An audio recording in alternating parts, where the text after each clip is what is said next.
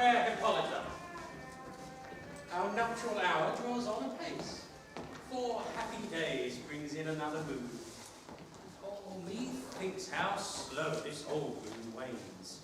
She lingers my desires, a step-dame or a dowager, long withering out a young man's reverie.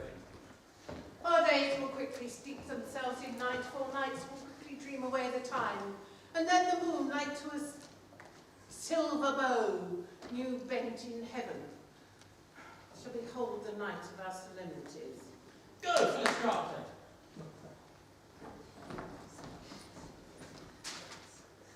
Stir up the Athenian youth to merriments. Awake the pert and nimble spirit of mirth. Turn melancholy forth to fumes. The pale companion is not for our pomp.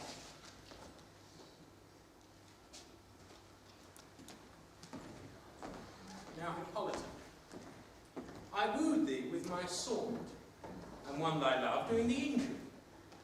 But I will wed thee in another key, with pomp, with triumph, and with revelry.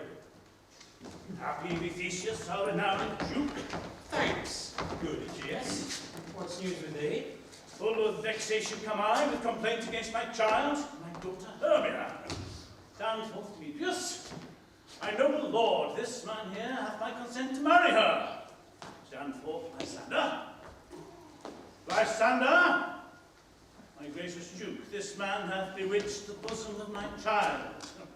Thou, Lysander, thou hast given her rhymes and interchanged love tokens with my child. Thou hast by moonlight at her window sung, with feigning voice, verses of feigning love, and stolen the impression of her fantasy. With bracelets of thy hair, rings, gauds, conceits, knacks, trifles, nosegays, sweetmeats, messengers of strong prevalent in unhardened youth.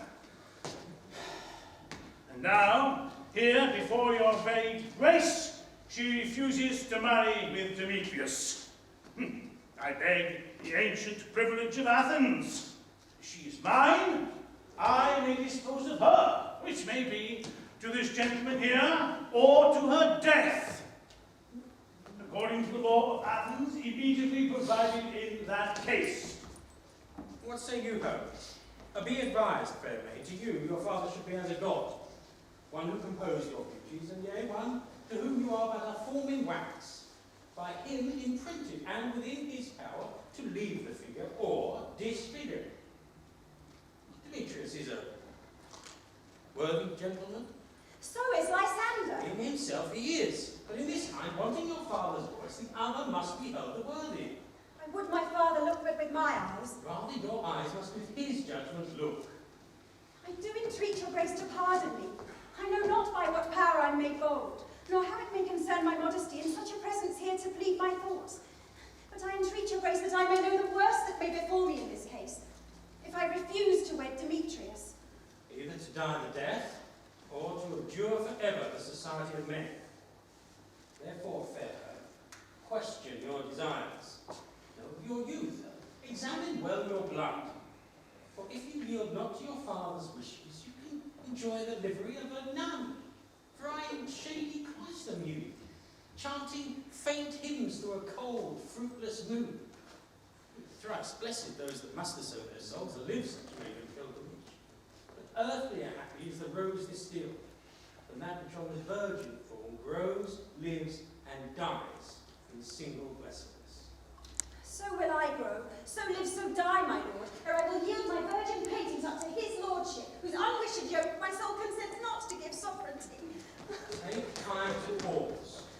By the next new moon, the sealing day betwixt my love and me. Upon that day, either prepare to die for disobedience to your father's will, or else to wed Demetrius as he would. Or on Diana's altar to protest for austerity and single life. Relent, sweet Hermia, and Lysander, yield thy greater title to my certain right. You have a father's love, Demetrius, and let me have Hermia's. Do you marry him? Scornful Lysander, true we have my love. What is mine, my love shall render him, and she is mine. And all my right of her I do estate unto Demetrius. I am, my lord, as well derived as he, as well possessed. My love is more than his. My fortunes every way as fairly right, if not with vantage, as Demetrius's. And, which is more than all these idle boasts can be, I am beloved of beauteous Hermia. Why should not I then prosecute my right? Demetrius, I'll avouch it to his head, made love to Lada's daughter, Helena, and won her soul. And she, sweet lady, dotes, devoutly dotes in idolatry upon this spotted and inconstant man. I confess I heard something. With Demetrius thought you spoke there. But overfull of self-affairs, my mind did lose it. Egeus, come along, and Demetrius, come along. I have some private schooling for you both. As to you, fair Hermia, look to fit your fancies to your father's will, or else the law of Athens yields you up, by which no means may we extenuate, to death or to a vow of single life. Come now, Hippolyta, what cheer, my love? Egeus, Demetrius, go along. You must employ with some business against our nuptials, that nearly concerns yourself. With duty and desire we follow you. Yes.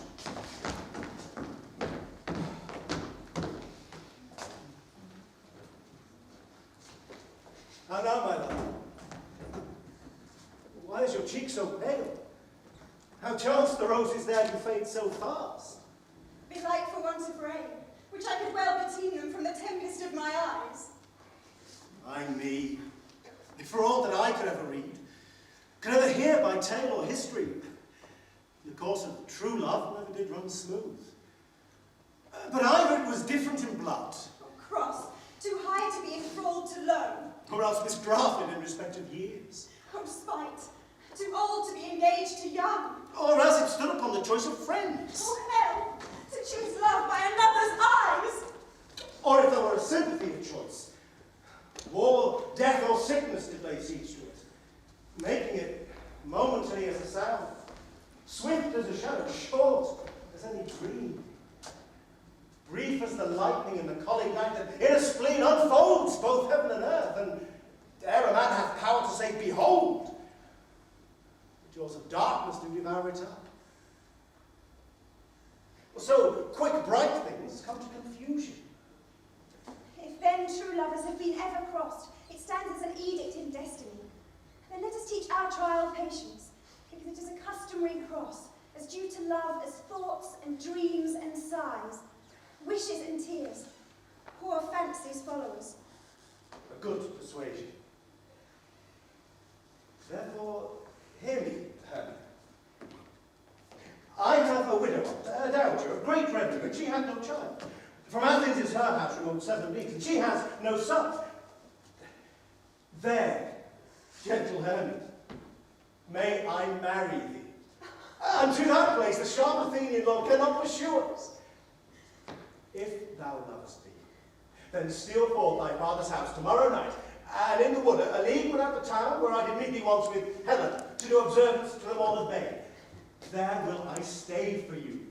My good Lysander, I swear to thee by Cupid's strongest bow, by his best arrow with the golden head, by the simplicity of Venus's doves, by that which knitteth souls and prospers loves, and by that fire which burned the Carthage queen, when the false Trojan under sail was seen, by all the vows that ever men have broke, in number more than ever women spoke, in that same place thou hast appointed me, tomorrow truly will I meet with thee.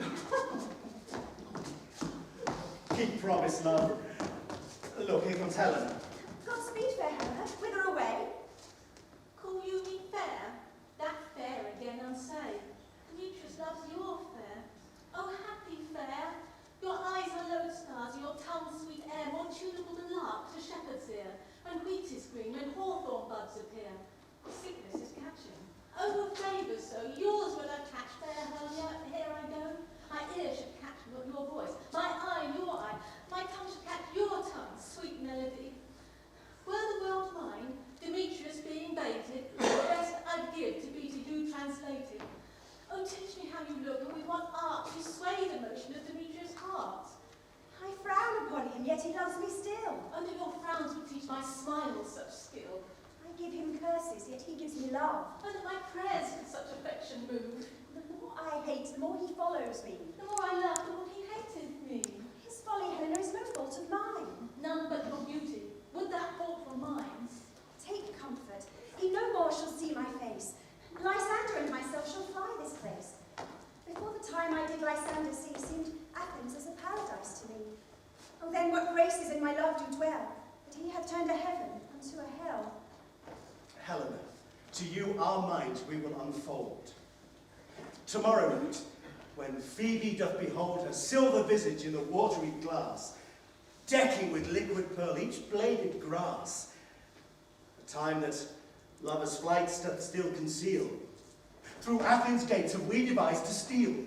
And in the wood, where often you and I upon faint primrose beds were wont to lie, emptying our bosoms of their counsel sweet, there my Lysander and myself shall meet, and thence from Athens turn away our eyes, to seek new friends and stranger companies. Farewell, sweet Draper, pray thou for us, and good luck grant thee thy Demetrius. Keep word, Lysander, we must start our sight from lovers' food till morrow, deep midnight. I will, my Hermia. Helena, adieu. As you on him, Demetrius dotes on you. How happy some or our other son can be. To Athens, I am thought as fair as she. What of that? Demetrius thinks not so. He will not know what all but he do know. And as he errs, doting on Hermia's eye, so I, admiring of his qualities. Things base and vile, holding no quantity, love can transpose to form and dignity.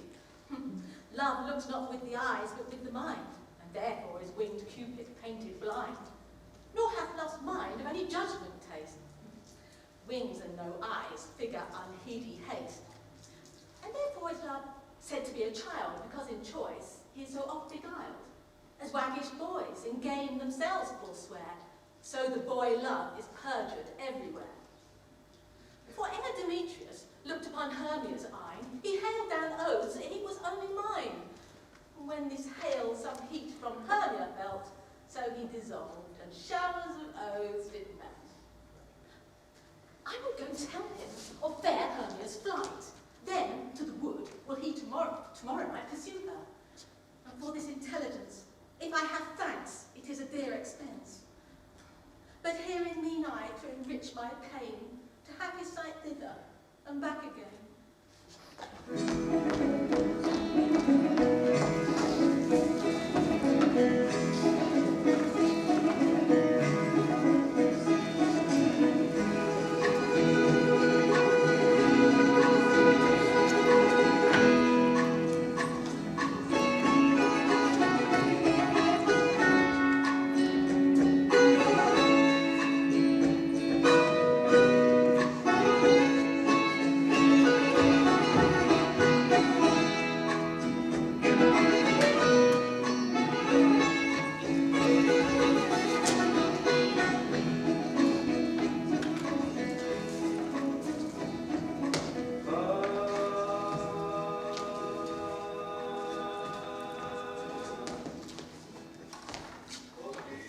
Is our company all here?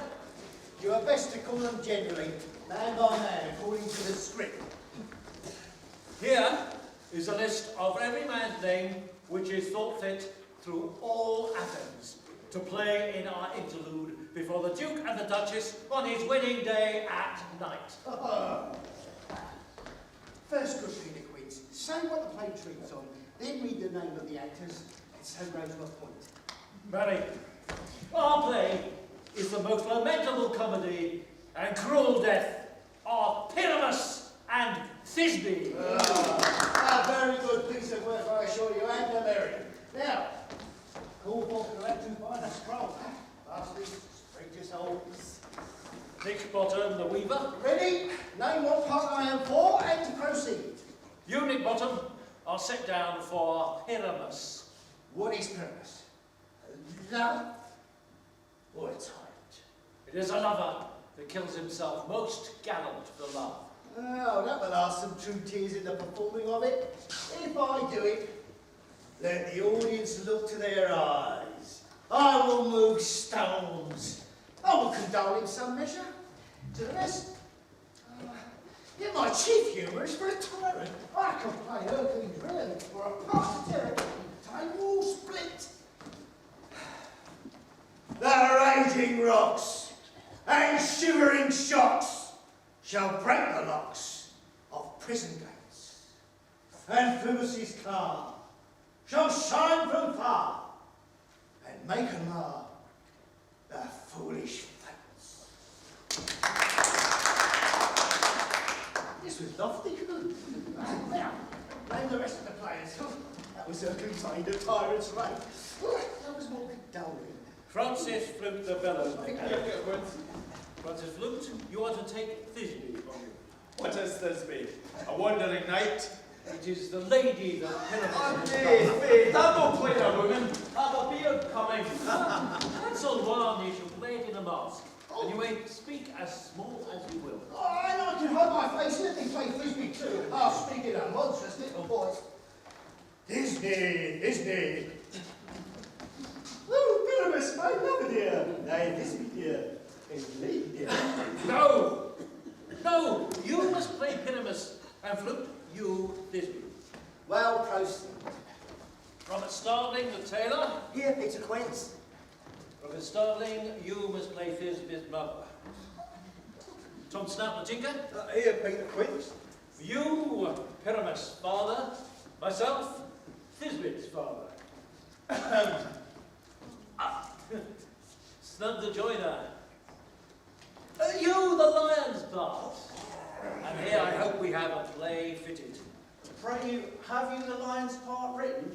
If it be, give it me, for I am slow of study. You may do it extempore, for it is nothing but roaring. Oh, let me play the line too. I will roar that I will do any man's heart good to hear me. I will roar that I will make the Duke say, let you roar again, let you roar again. And you would do it too terribly that you would fright the ladies and the Duchess. And that would be enough to hang us all. That would hang us all, every mother's son. Well, I'll grant you, friends, and if you would frighten the ladies out of their wits, they would have no more discretion but to hang us. But I will aggravate my voice and I will roar you as gently as any sucking dove. I will roar to any nightingale. You must play no part but Pyramus!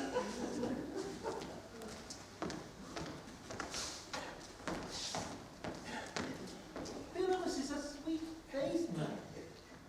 Most lovely proper man, as you would find in a summer day, a most lovely gentleman like that. Therefore, you must play Pyramus.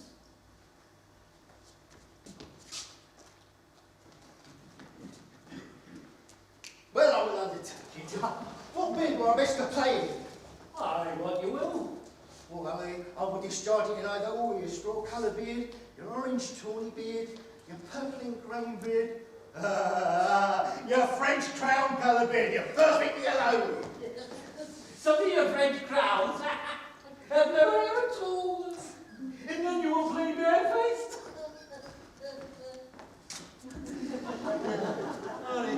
Masters, you have your parts, and I am to entreat you, to request you, and to desire you to come to mine tomorrow night, and meet me in the palace wood a mile without the town, by moonlight.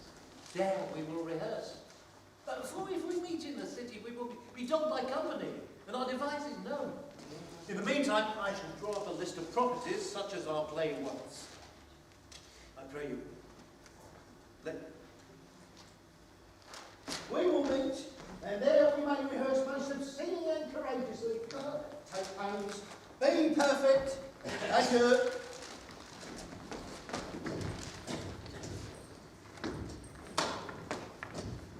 At the Duke's Oak we meet! Yeah, on the post train.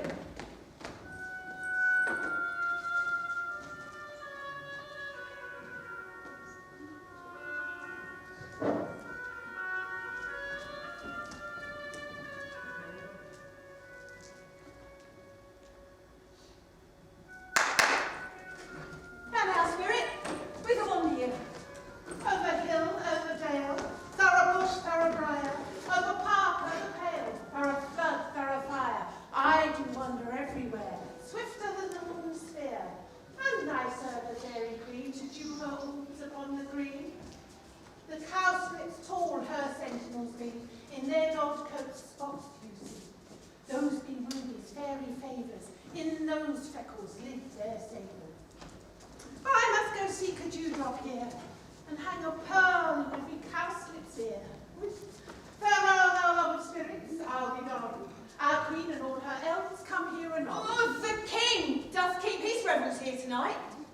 Take heed the queen come not within his sight, for Oberon is passing felon wrath, because that she, as her attendant, hath a lovely boy stolen from an Indian king.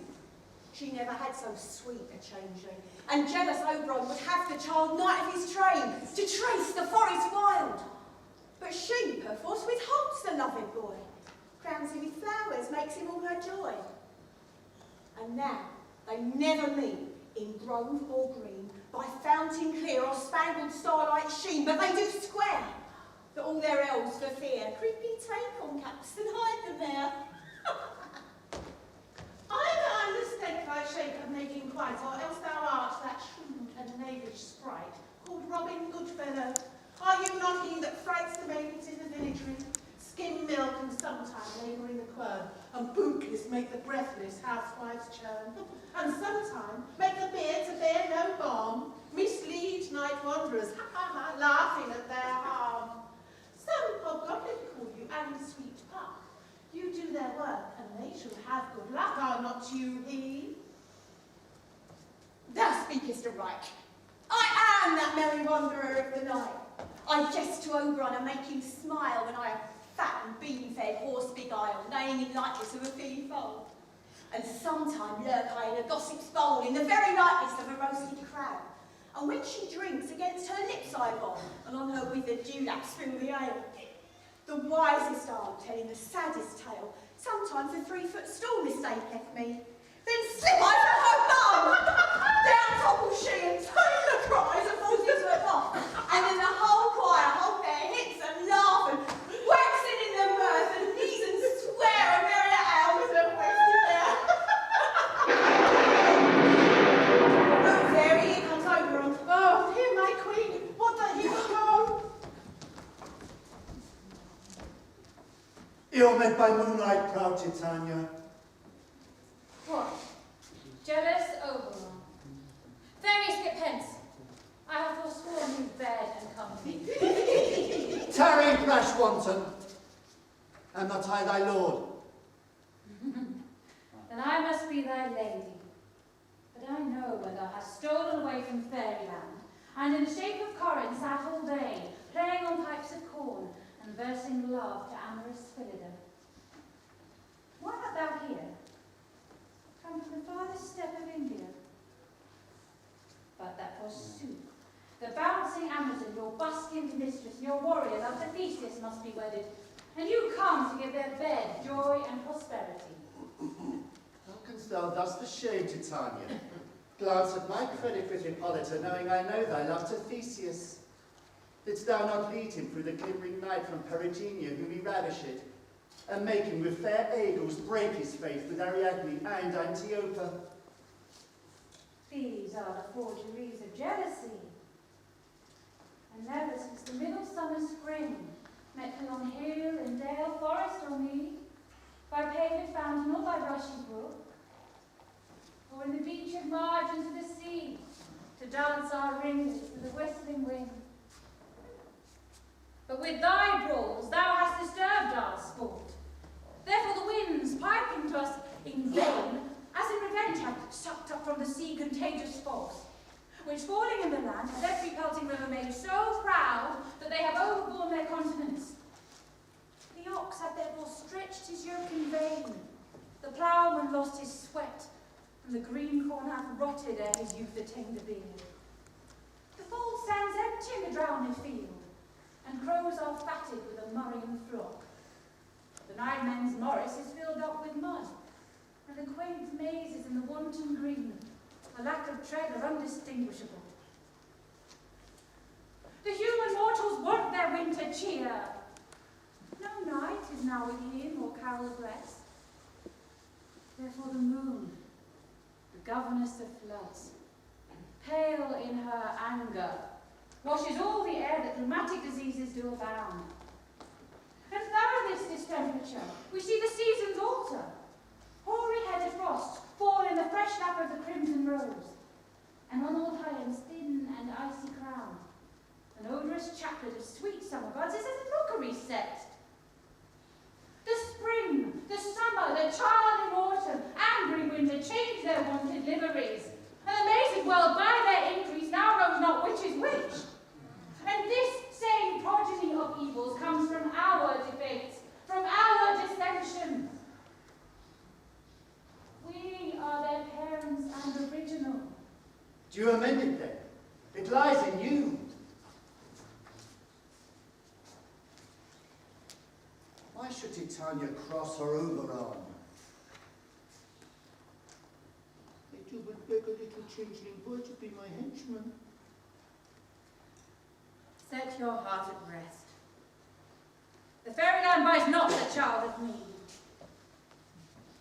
His mother was a votress of my order, and in the spice of Indian air by night, full often has she gossiped by my side, and sat with me on Neptune's yellow sands, marking the embarked traders on the flood.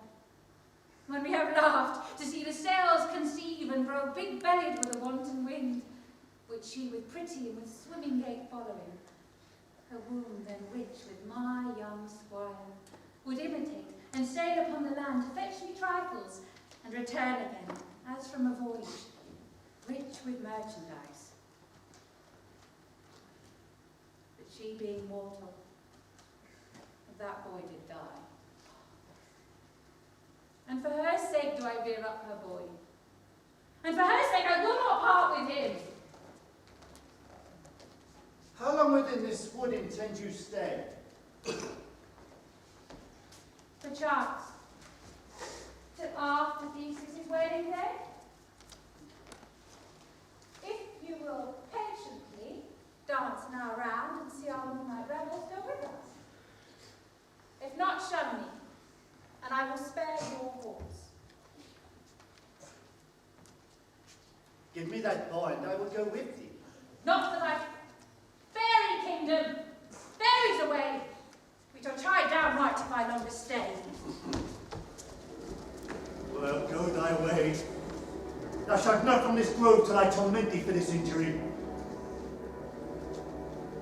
My gentle puck, come hither. Now remember, since once I sat upon a promontory and heard a mermaid on a dolphin's back, uttering such dulcet and harmonious breath that the rude sea grew civil at her song, and certain stars shot madly from their spheres to hear the sea maid's music. I remember. That very time I saw that thou couldst not, flying between the cold moon and the earth, Cupid all armed.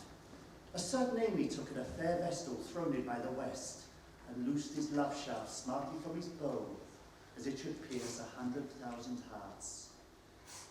But I might see young Cupid's fiery shaft quenched in the chaste beams of the watery moon. And the imperial votaress passed on and made a meditation fancy-free. Yet marked I where the bolt of Cupid fell upon a little western flower, before milk white, now purple with love's wound. The maidens call it Love in idleness. Fetch me that flower. The herb I showed thee once, the juice of it on sleeping eyelids laid will make a man or woman madly dote upon the next light creature that it sees. Fetch me this herb, and be thou here again ere the Leviathan can swim a league. I'll put a girdle round about the earth in 40 minutes. Having once this juice, I'll watch Titania when she is asleep, and drop the liquor of it in her eyes. The next thing then she waking looks upon, be it on lion, bear, or wolf, or bull, on meddling monkey, or on busy ape, she shall pursue it with the soul of love.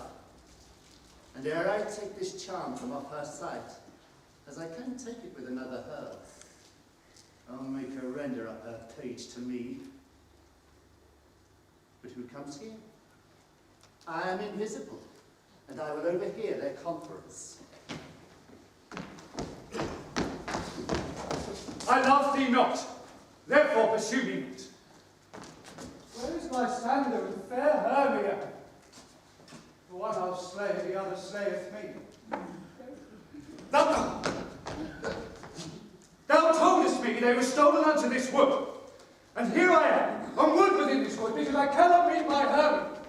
Therefore, get thee gone, and follow me no more. You draw me, you hard-hearted adamant, but yet you draw not iron, for my heart is true as steel. Leave you your power to draw, and I have no power to follow you. Do I entice you? Do I speak you fair? Or rather, do I not, in the plainest truth, tell you that I do not, nor I cannot love you? And even for that do I love you the more. I am your spaniel, and Demetrius, the more you beat me, I will fawn on you. Use me but as your spaniel, spurn me, strike me, neglect me, lose me. Only give me leave, unworthy as I am, to follow you. What worse a place can I beg in your love, and yet a place of high respect with me, than to use it as you use your dog? Tempt not too much the hatred of my spirit, for I am sick when I do look on thee. And I am sick when I look not on you. To repeat your modesty too much, to leave the city and commit yourself into the hands of one who loves you not, to trust the opportunity of night and the ill counsel of a desert place with the rich worth of your virginity. Your virtue is my privilege, for that it is not night when I do see your face. Therefore, I think I am not in the night, nor doth this wood lack worlds of company, for you in my respect are all the world. Then how can it be said that I am alone, when all the world is here to look on me? I will run from thee and hide me in the brakes, and leave thee to the mercy of wild beasts. The wildest hath not such a heart as you. Run when you will, the story shall be changed. Apollo flies, and Daphne holds the chase. The dove pursues the griffin. The mild hind makes speed to catch the tiger. Bootless speed when cowardice pursues and valor flies. I will not stay thy questions. Let me go! Oh! If thou wilt follow me, do not believe, but I shall do thee mischief in the wood. Aye, in the temple, in the town, the field you do me mischief. Fie, Demetrius, your wrongs do set a scandal on my sex. We cannot fight for love as men may do. We should be wooed and were not made to woo. I'll follow thee and make a heaven of hell, to die upon the hand I love so well.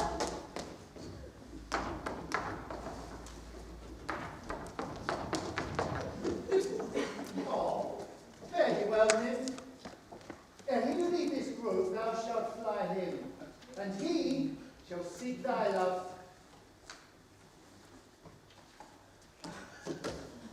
Welcome, wanderer. Hast thou the flower there?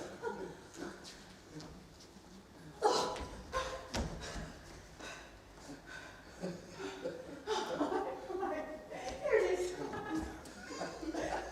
Pray thee give it me. I know a bank where the wild thyme blows, where oxlips and the nodding violet grows, quite over canopied with luscious woodbine, with sweet musk roses and with eglantine. There sleeps Titania some time of the night, lulled in these flowers with dances and delight. And there the snake throws her enamelled skin weed wide enough to wrap a fairy in. And with the juice of this I'll streak her eyes and make her full of hateful fantasies. Take thou some of it, and seek through this grove. A sweet Athenian lady is in love with a disdainful youth. Anoint his eyes, but do it when the next thing he espies may be the lady. Thou should know the man by the Athenian garments he hath on. Affect it with some care, that he may prove more fond on her than she upon her love. And look thou meet me ere the first cock crow. Fear not, my lord, your servant shall do so. Come. A fairy song. Sing me now a sweet.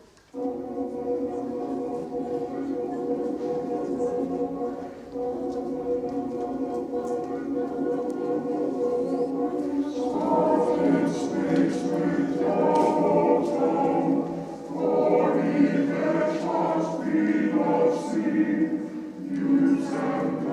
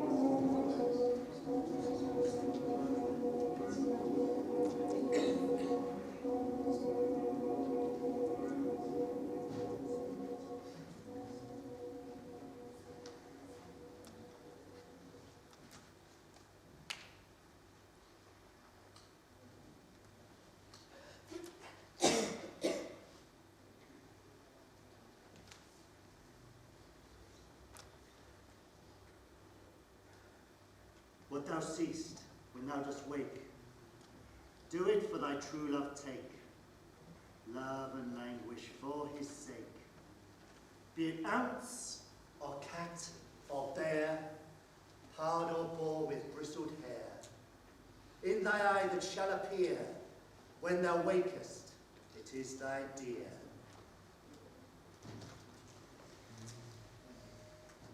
Wake when some foul thing is near.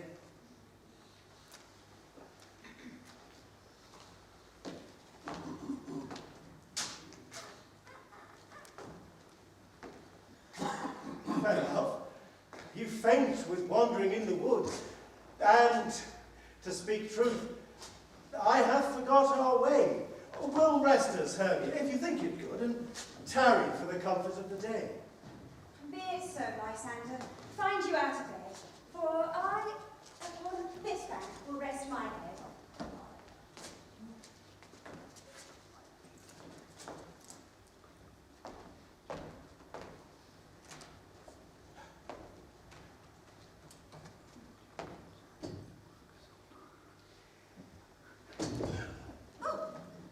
One turf shall serve as pillow for us both. One turf, one bed, two bosoms, one troth. Nay, good Lysander, for my sake, my dear, lie further off yet, do not lie so near. Oh, take the sense, sweet, of my innocence. Love takes the meaning in love's confidence. I mean that my heart unto yours is knit, so that but one heart we can make of it.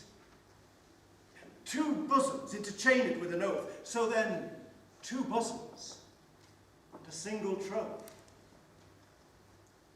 And by your side, no bedroom me deny. For lying so, Hermia, I do not lie. Lysander riddles very prettily. Now much beshrew my manners and my pride, if Hermia meant to say Lysander lied. But gentle friend, for love and courtesy, lie further off in human modesty. Such separation as may well be said becomes a virtuous bachelor and a maid. So far be distant, and good night, sweet friend. Thy love ne'er alter till thy sweet life end. Amen. Amen to that fair prayer, say I. And then end life, when I end loyalty. Here is my bed. Sleep give thee all his rest. With half that wish, the wisher's eyes be pressed.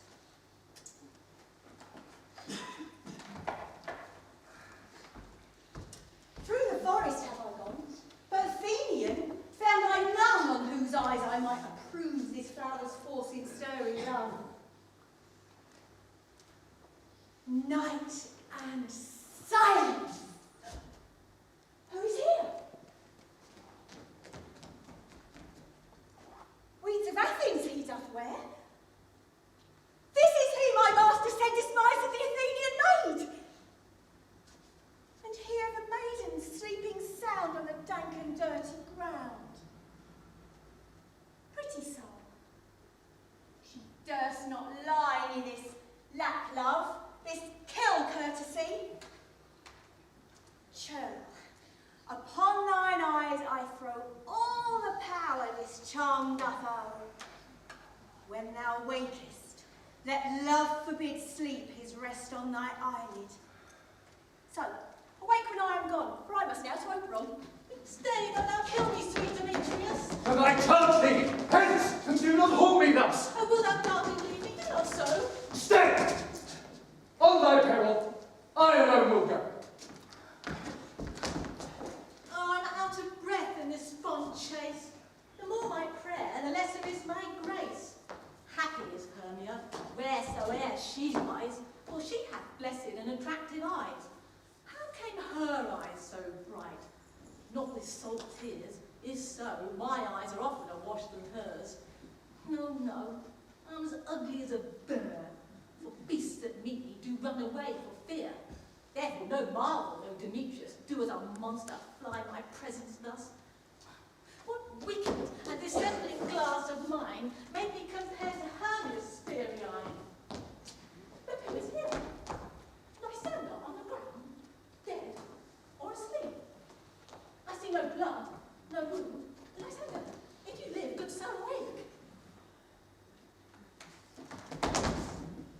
and run through fire will I for thy sweet sake.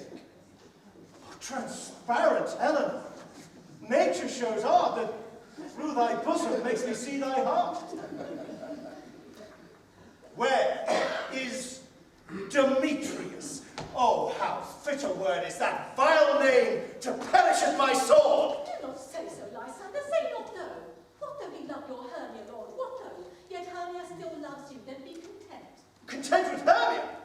No, I do repent the tedious minutes I with her have spent. Not Hermia, but Helena I love. Who will not change a raven for a dove? The will of man is by his reason sways, and reason tells me, you are the worthier maid. Things growing are not ripe until their season, so I, being young till now, ripe not to reason. And touching now the point of human skill, reason becomes the master to my will and leads me to your eyes, where I o'erlook love's stories written in love's richest book. Wherefore was I to this keen mockery born? When at all hands did I deserve this scorn?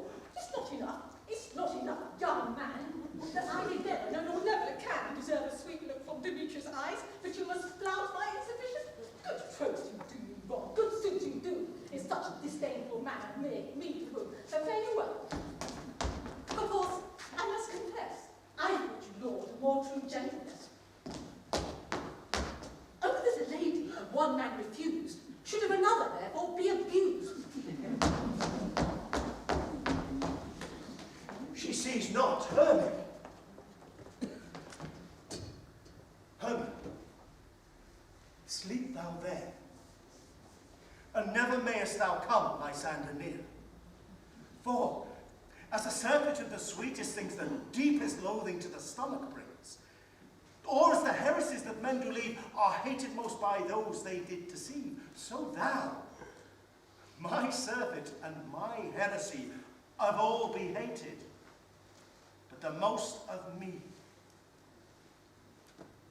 And, all my powers, address your love and might to follow Helena and to be her knight. Help me, Lysander, help me. Do thy best to pluck this crawling serpent from my breast. By me, for pity. What a dream was here. Lysander, look how I do quake with fear. Methought a serpent ate my heart away, and you sat smiling at his cruel prey. Lysander. What? Remove. Lysander! Lord! What? Out of hearing? Gone? No sound? No word? Alack, where are you? Speak, and if you hear, speak. I swoon almost with fear. No?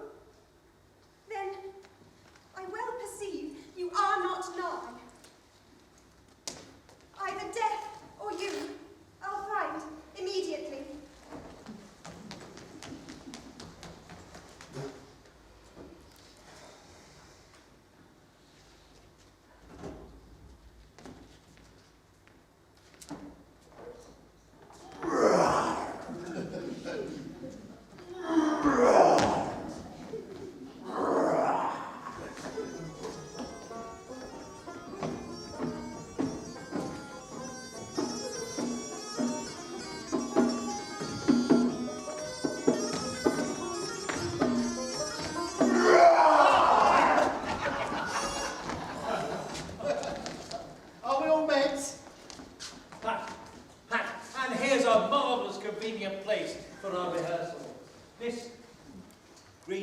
Shall be our stage, and this hawthorn brake our dining house. And we shall do it here in action, as we shall do it before the Duke. Hypocrites! What says thou, Bully Bottom? There are things in this company of Pyramus and Thisbe that will never please. First, Pyramus must draw a sword to kill himself, which the ladies cannot abide. How answer you that? Oh, By a lady, a parlour's fear. I believe we must leave the killing out when all is done. Oh, not a whit. I have a device to make all well. Write me a prologue and let the prologue seem to say that we will do no harm with our swords, and that Pyramus is not killed indeed. And, for the more better assurance, tell them that I, Pyramus, am not Pyramus, but Bottom the Weaver. That will put them out of fear. Well, we shall have such a prologue, and it'll be written in 8 and 6. Oh, let it be 2 more. Let it be written in 8 and 8. Will not the ladies be afeard of the lion? I fear it, I promise you. Master, you ought to consider with yourselves to bring in God's shield as a lion amongst ladies is a most dreadful thing, and we ought to look to it.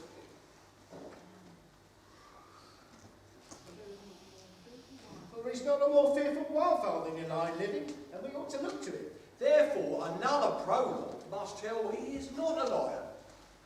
Nay, you must name his name.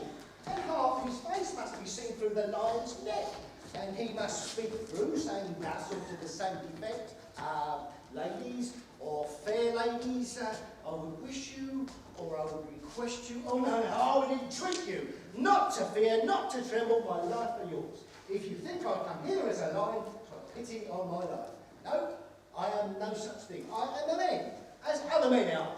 And there indeed, let him name his name, and tell them plainly, he is Snap the Joiner. Well, it shall be so.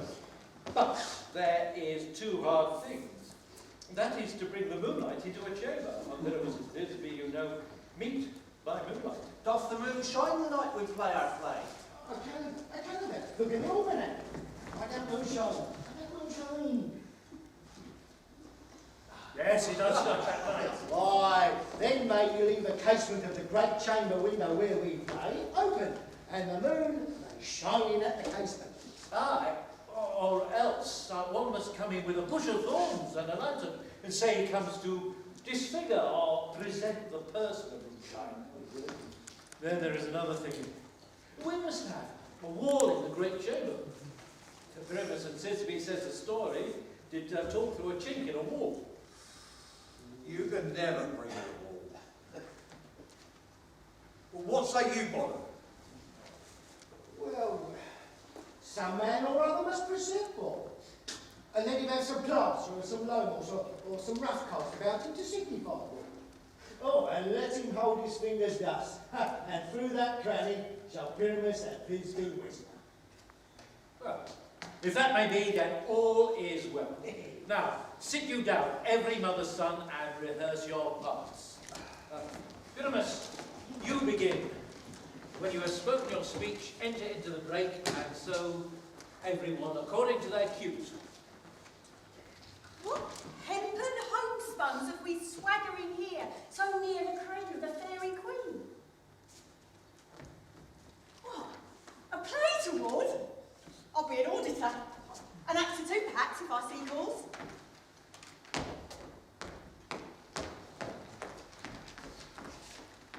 Pyramus, begin. Thisbe, stand forward. Thisbe, the flavours of odious savours sweet. Odours. Odours. Savours. Sweet.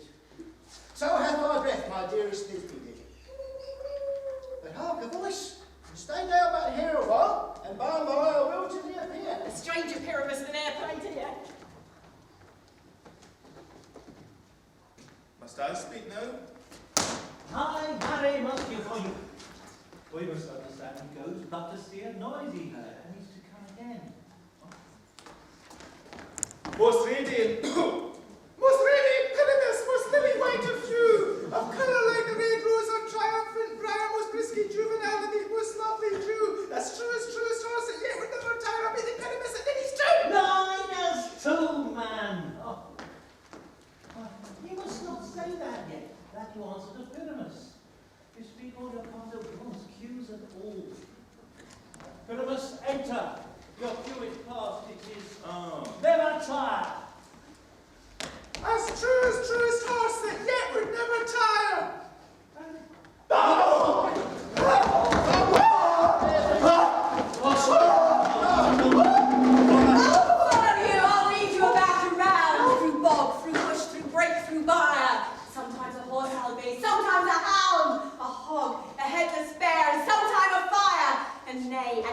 and roar and burn like horse, hound, hog, bear, fire every turn! Why don't they run away? This is enabling of them to make me afeard. Oh, bottom! Thou art changed. What do I see on thee? What do you see? You see an asset of your own, do you? Bless thee, Bottom, bless thee, thou art translated.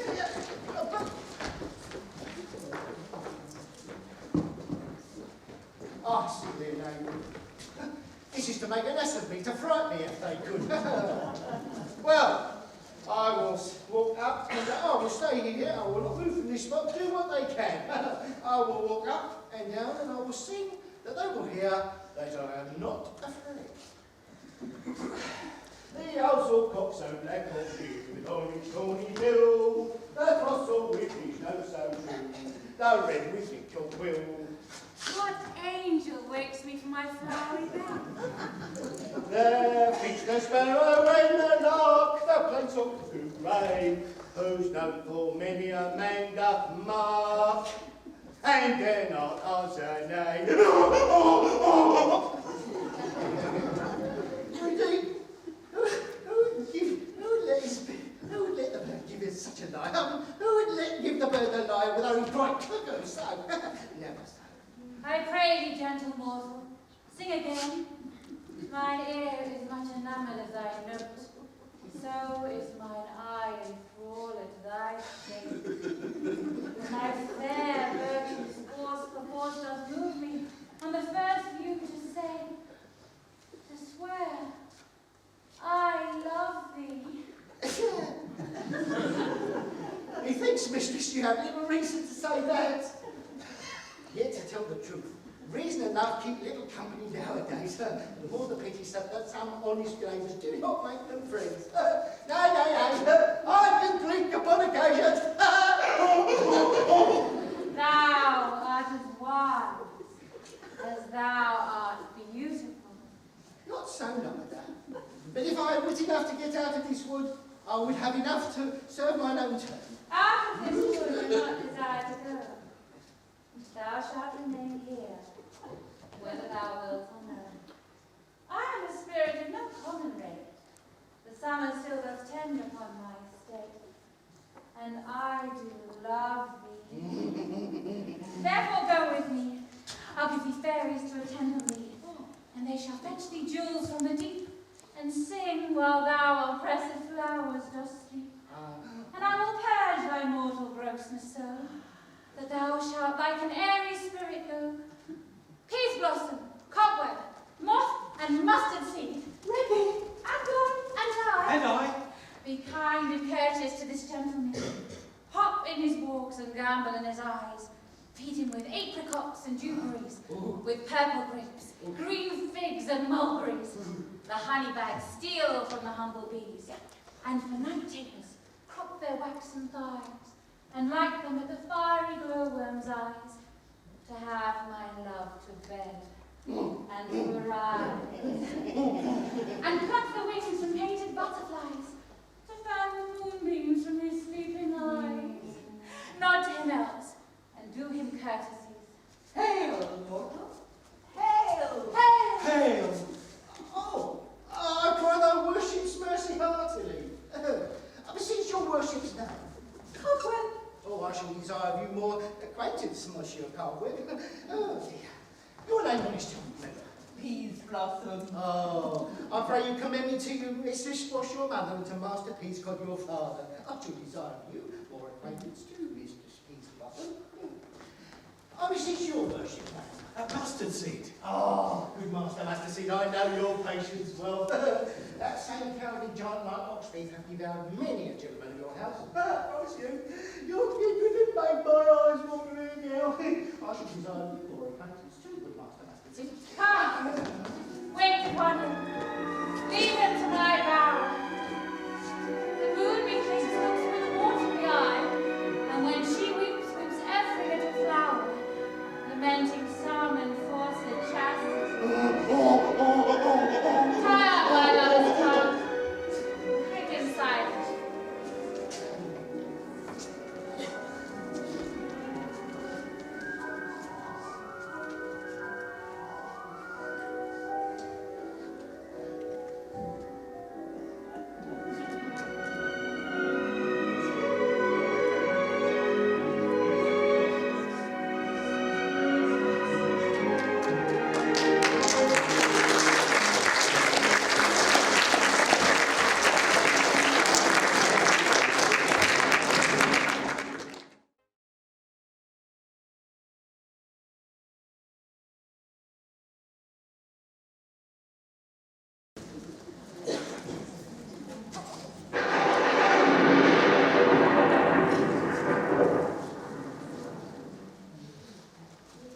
wonder if Titania be awaked.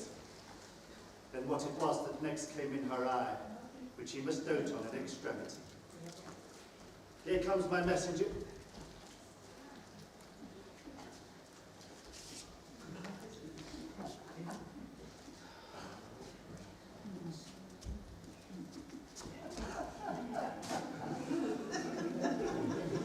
How now, man spirit? What night will know about this haunted grove? My mistress with a monster is in love.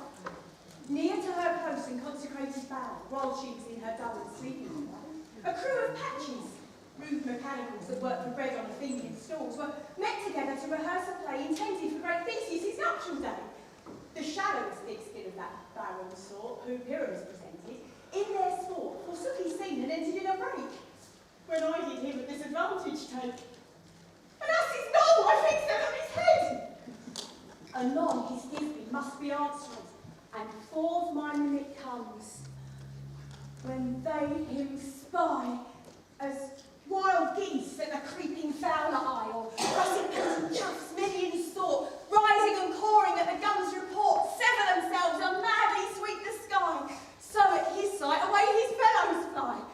And at our stamp here, o'er and o'er one falls, and murder cries and help from Athens calls. Their sense thus weak, lost with their fears thus strong, made senseless things begin to do them wrong. For briars and thorns at their apparel snatch, some sleeves, some hats, from yielders all things catch. I led them on in this distracted fear, and left sweet Pyramus translated there, when at that moment, so it came to pass, Titania waked, and straight my love and ass! This falls out better than I could devise.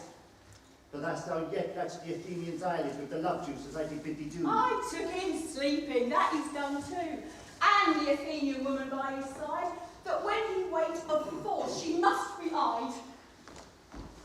Stand aside, this is the same Athenian. This is the woman that not is the man. Or why rebuke you him that loves you so? Lay breath so bitter on your bitter foe. Now I but chide, but I should use thee worse, for thou, I fear, hast given me cause to curse. If thou hast slain Lysander in his sleep, being o'er shoes in blood, plunge in the deep and kill me too. The sun was not so true unto the day as he to me. Would he have stolen away from sleeping Hermia? I'll believe as soon the whole earth may be bored, and that the moon may through the centre creep, and so displease her brother's noontide with the Antipodes. It cannot be, but thou hast murdered him. So should a murderer look so dead, so grim. And so should the murdered look, and so should I. Pierced through the heart with your stern truth. And yet you, the murderer, look as bright, as clear, as yonder Venus in her glimmering sphere. What's this to my Lysander? Where is he? Oh, good Demetrius. Would thou give him me? I'd rather give his carcass to my hounds. Out, dog! Out, cur! Thou drivest me past the bounds of maiden's patience. Hast thou slain him then? Henceforth be never numbered among men.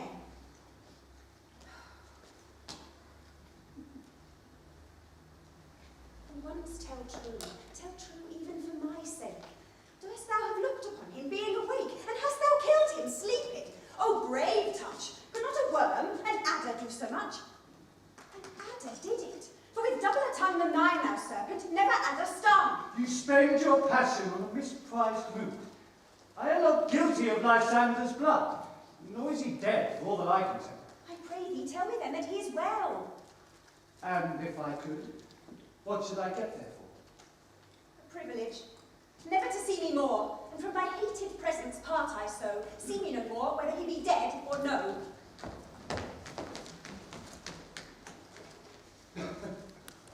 No following her in this fierce faction. Here, therefore, for a while I will remain.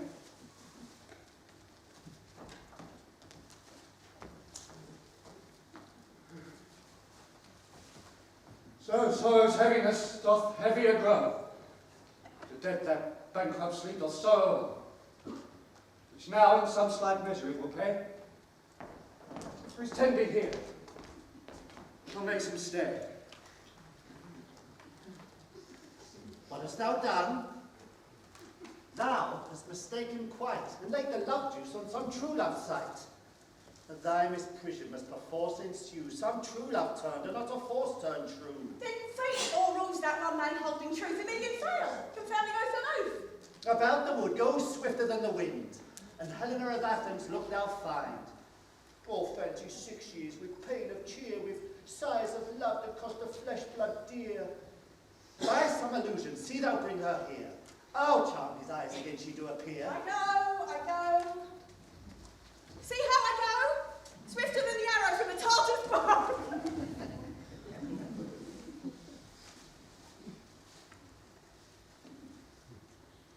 Flower of this purple dye, hit with Cupid's archery, sinking apple of his eye. When his love he doth espy, let her shine as gloriously as the Venus of the sky. When thou wakest, if she be by, beg of her for remedy.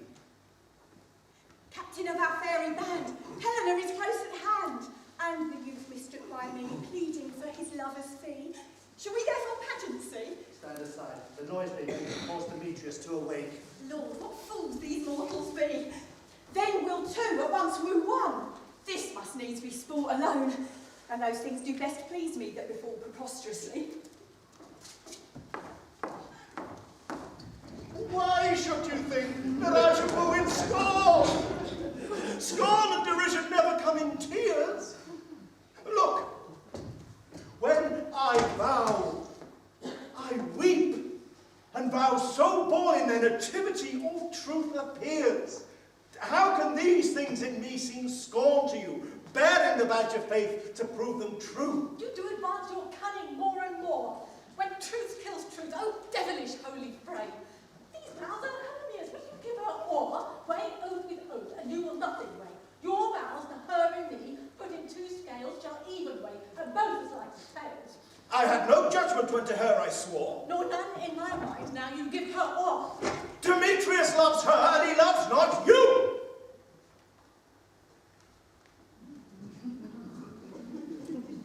Oh, Helen! Goddess! Nymph! Perfect! Divine! To what, my love, shall I compare thine eye? Crystal is muddy. Oh, how I can show thy lips, those kissing cherries tempting grow. That pure congealed white, high torn as snow, fanned with the eastern wind, turns to a crow when thou holdest up thy hand. Oh, let me kiss this princess of pure white, this seal of bliss. Oh, spite! Oh, hell! I see you're all bent to set against me for your merriment. If you were civil and knew courtesy, you would not do me thus much injury. Can you not hate me, as I know you do, but you must join in soul to mock me too? If you were men, as men you are in show, you would not use a gentle lady so, to vow and swear and superpraise my parts, when I am sure you hate me with your heart. You both are rivals and love Hermia, and now as rivals to mock Helena. A true exploit, a manly enterprise that conjured tears up in a poor maid's eye with your division. None of noble sort would so offend a virgin and extort a poor soul's patience all to make you sport. You are unkind, Demetrius. Be not so. For you love Hermia. This you know, I know. And here, with all goodwill, with all my heart, in Hermia's love, I offer up my part. And yours of Helena, to me bequeath, whom I do love, and will do to my death. Never did mockers waste more idle breath. Lysander, keep thy Hermia, I will now. If e'er I love to all that love is yours, my heart to Helen, but as guest-wise sojourned. Now to Helen, is it home returns, there to be met? Helen, it is not so. Disparage not the faith thou dost not know, lest to thy peril thou abide dear.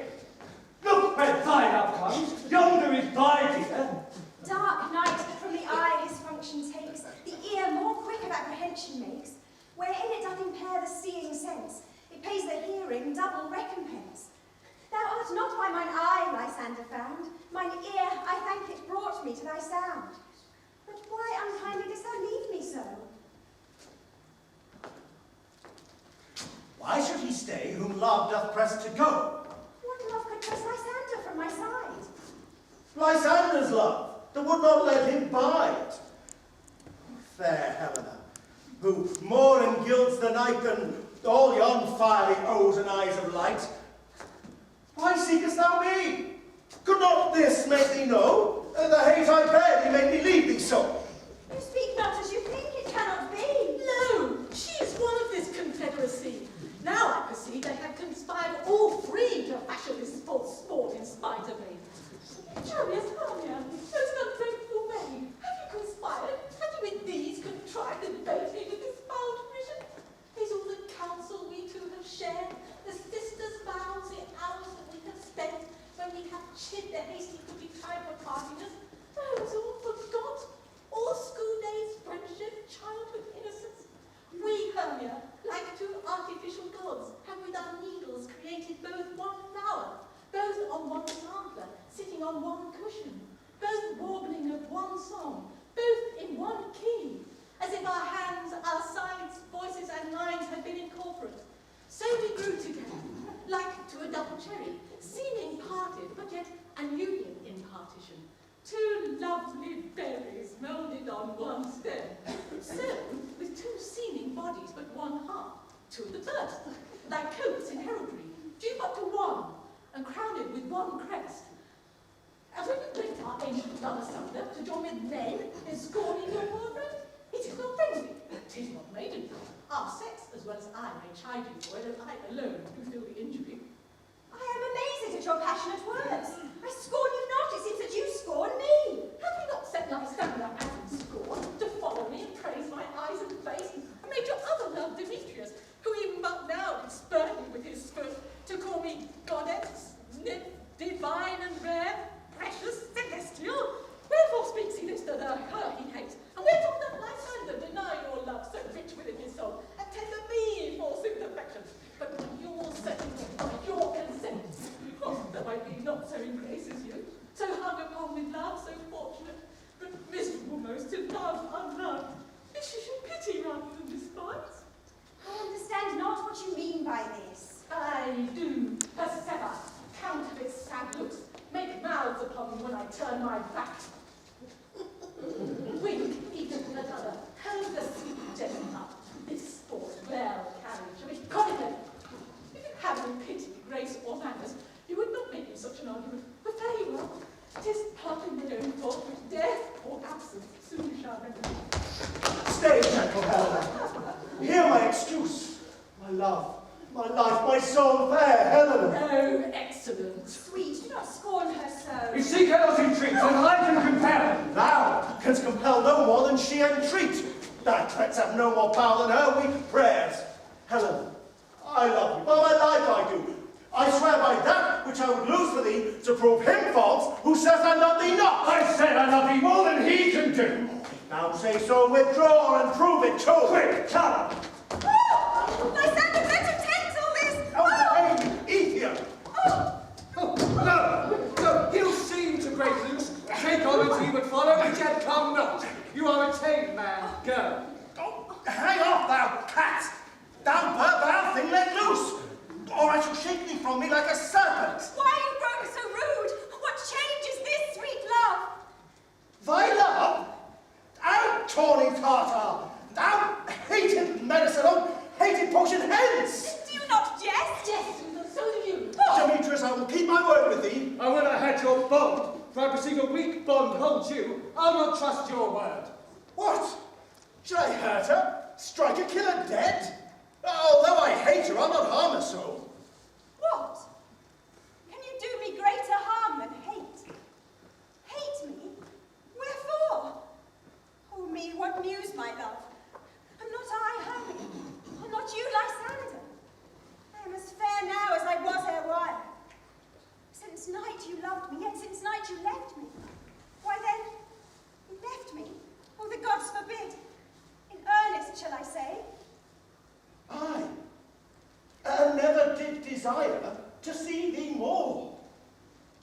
Therefore, be out of hope, of question, of doubt. Be certain, nothing true, it is no jest, that I do hate thee, and love Helena! Oh me, you juggler, you canker blossom, you thief of love! What? Have you come by night and stolen my love's heart from him? Fine in faith. Have you no modesty, no maiden shame, no touch of bashfulness? What? Will you tear impatient answers from my gentle tongue? Fie, you counterfeit, you puppet, you puppet! Why so? Aye, that way goes the game. Now I perceive she hath made compare between our statures. She hath urged her height, and with her personage, her tall personage, she hath prevailed with him. And are you grown so high in his esteem, because I am so dwarfish and so low?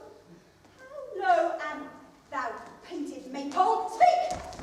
How low am I? I am not yet so low but that my nails can reach unto thine eyes.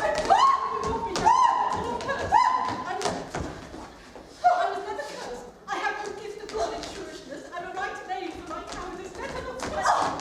You perhaps may think because she's something lower than myself. Lower! Hark again! Titania, do not be so bitter. I ever more did love you, Hermia. Did ever keep your counsel, never wronged you. Save that in love unto Demetrius. I told him of your spell. He followed you, for love I followed him. But he had cheated me hence, and threatened me, to strike me, nay, to kill me too. And now, so you will let me quiet go to Athens when I bear my folly back and follow you no further. Let me go. You see how simple and how fond I am. Why get you gone? Who is it that hinders you? A foolish heart that I leave here behind. What, with Lysander? With Demetrius. Be not afraid, Helena. She shall not harm thee. No, sir, she shall not. Don't you take her part. Oh, when she is angry, she is keen and shrewd. She was a vixen when she went to school, and though she was but little. Little again! Nothing but low and little. Why will you suffer her to flout with us? Let me come to her! Oh, get gone! More! You minimus of hindering not craftsmen! You fiend, you acorn! You are too officious in her behalf that scorns your service. Let her alone. Speak not of Helena, take not her part. If thou dost intend never so little show of love to her, thou shalt abide. Now, she holds me not. And now follow, if thou darest, to see whose right of thine or mine is most in heaven. Follow? Nay, I'll go with thee, cheek by jowl.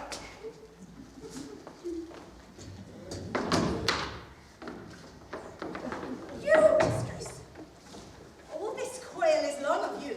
Nay, go not back! I will not trust you idle, long stay, nor curse company. Your hands and mine are quicker for a fray. My legs are longer though, so I'm I am amazed and know not what to say.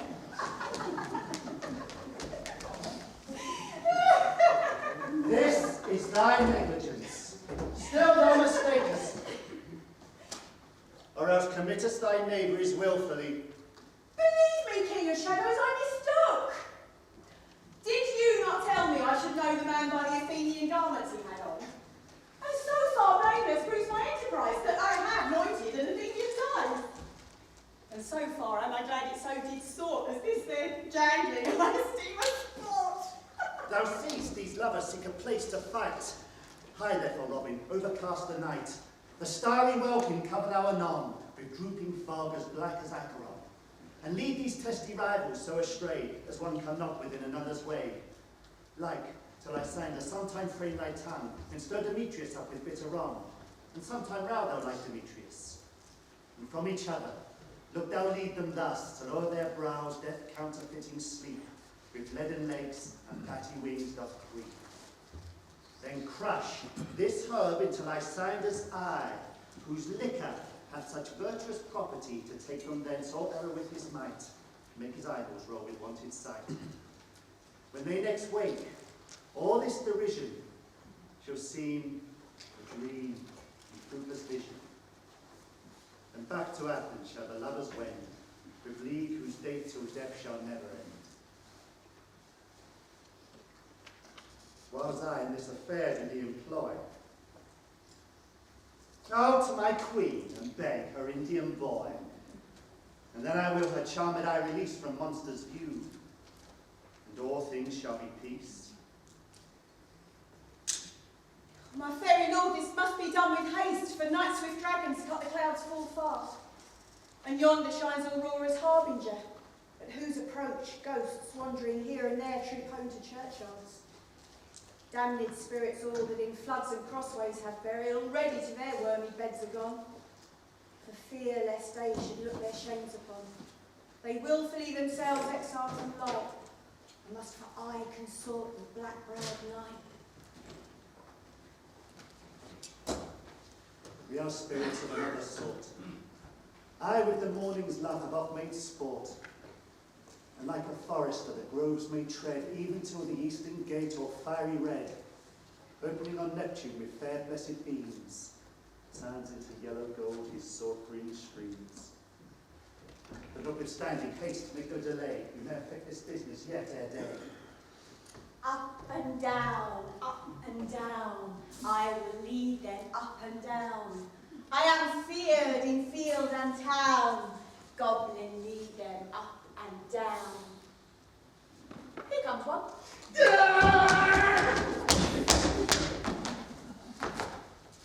Where art thou proud, Demetrius? Speak thou now.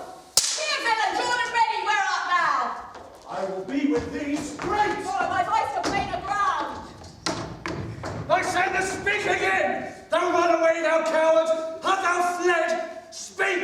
In some bush, where dost thou lie thy head? Thou coward, art thou bragging to the stars, telling the bushes that thou lookest for wars and wilt not come? Come, recreant, come thou child, I'll whip thee with a rod. He is defiled that draws a sword on thee. Yea, art thou there? Follow my voice, we'll try no manhood here.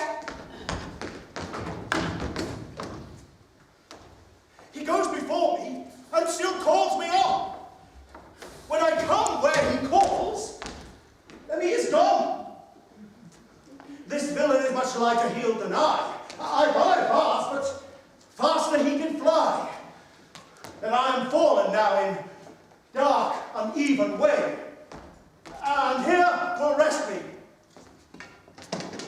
Come, thou gentle day, if but once thou show me thy grey light, I'll find Demetrius and avenge this bite.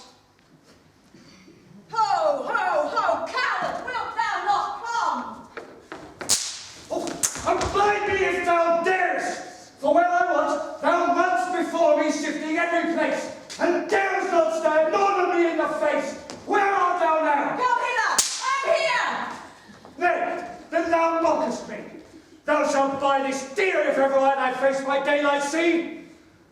Now, go thy way. Faintness constraineth me to measure out my length on this cold bed. Third day's approach. Look to be visited. O weary night, O long and tedious night, abate thy hours, shine comforts from the east, that I may back to Athens by daylight, from these my poor company detest, and sleep, that sometimes shuts up sorrow's eyes, steal me a while from mine own company. Yet but three. Come one more. Two of both kinds makes up four. Here she comes, cursed and sad. Cupid is a knavish lad, that's to make poor females mad. Never so weary, never so in woe. Bedabbled with the dew, and torn with briars, I can no further crawl, no further go. My legs can keep no pace with my desires. Here will I rest me, till the break of day. Heavens shield Lysander, if they mean a fray. On the ground, sleep sound. I'll apply to your eye, gentle lover, remedy. When thou wakest, thou takest true delight in the sight of thy former lady's eye. And the country proverb known that every man shall have his own, in your waking shall be shown. Jack shall have Jill, naught shall go ill. The man will have his mare again, and all shall be well. Come, sit me down upon this flowery bed, while I thy amiable cheeks do coy, and stick musk roses in my sleek, smooth head, kiss thy fair large ears, my gentle joy. Where's Peas Blossom? Ready. Oh, scratch my head, Peas Blossom. Where's Monsieur Cobweb? Ready. Oh, Monsieur Cobweb, good monsieur. Get you your weapons in your hand and fetch me a red-hipped humblebee on the top of a thistle. Oh, and good monsieur, fetch me the honey bag. Do not fret yourself too much in the action, good monsieur. And monsieur, have a care the honey bag break not, for I would be loath to have you overflow with the honey bag. Where's Monsieur Mustard Seed? Ready? Oh, give me your leave, good monsieur. Oh, have you leave your courtesy, good monsieur? What's thy will? Nothing but to help cover only Peas Blossom to scratch. Methinks I must to the marvellous, monsieur. For I feel marvellous hairy about the face, and I am such a tender ass that if my hair do but tickle me, I must scratch. What wilt thou hear some music, my sweet love? I have a reasonable good ear in music. Let's have Tongue in the Bones. Or say, sweet love, what thou desirest to eat. Truly, you a peck of pond, I could munch of good dry oats. Methinks I have a great desire to a bottle of hay. Oh, sweet hay. Oh, have no fellow. I have a venturous fairy that shall seek the squirrel's hoard and fetch thee new nuts. I had rather have a handful of dried figs. But I pray you, let none of your people stir me. I have an exposition of sleep coming. Oh, sleep thou, and I will wind thee in my arms. Fairies, be gone, and be all ways away. So that the woodland, the sweet honeysuckle gently twists, the female ivy so enrings the barky fingers of the elm. Oh, how I love thee, how I dote on thee.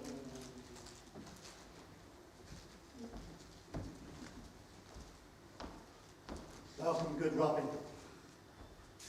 Seest thou this sweet sight?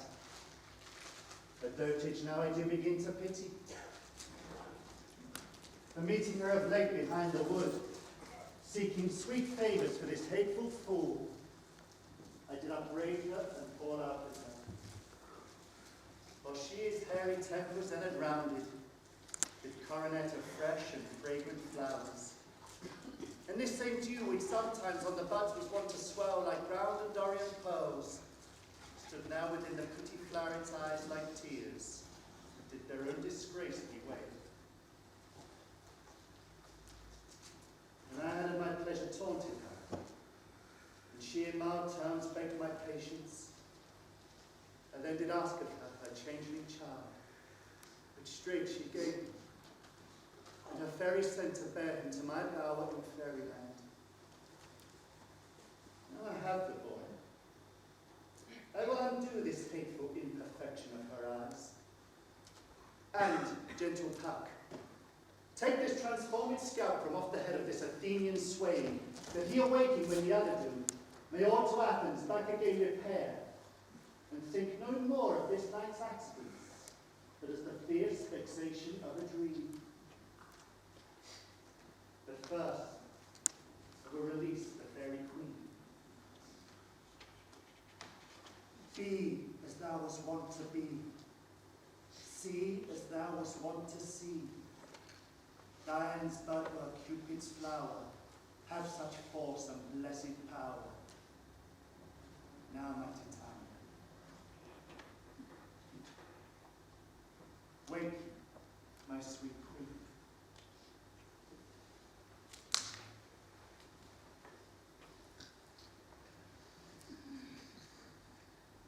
My Oberon, what visions have I seen? Methought I was enamoured of an ass.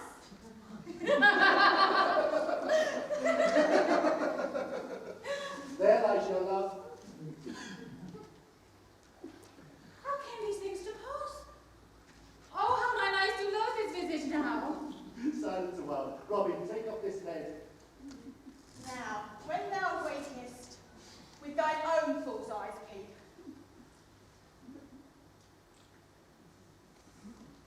Now thou and I are new in amity, and will tomorrow midnight solemnly dance in Duke Theseus' house triumphantly, and blessed to all fair prosperity. So shall all the pairs of faithful lovers be, wedded with Theseus, all in jollity. Come, my queen, take hands with me, and rock the ground while these sleepers be. Sound music.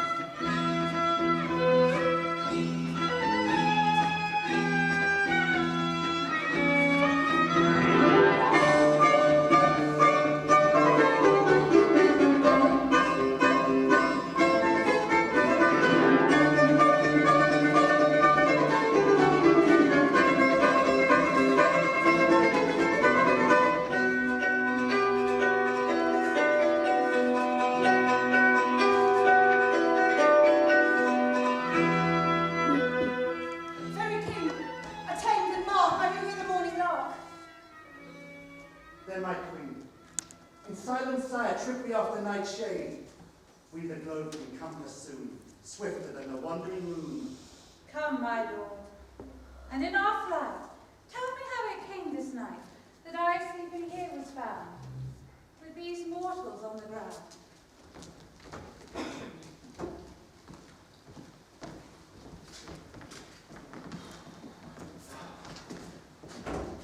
So go, one of you, find out the forester. For now our observation is performed, and since we have the bay with the day, my love shall hear the music of my hands. Uncouple in the western baron, let them go. Well, dispatch, I say, and find the forester.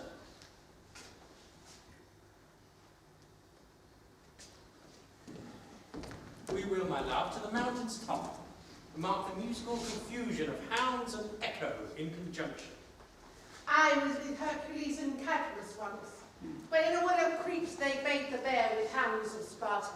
Never did I hear such gallant chiding, for besides the groves, the skies, the fountains, every region near seemed all one mutual cry. I never heard so musical a discord, such sweet thunder.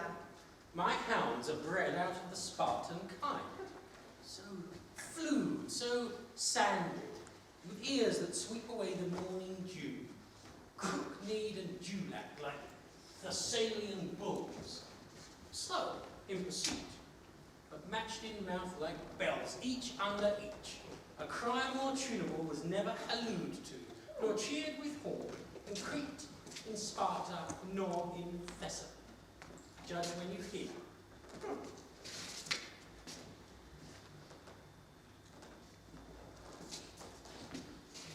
What soft nymphs are these? My lord, this is my daughter here asleep. This Lysander is. This Demetrius.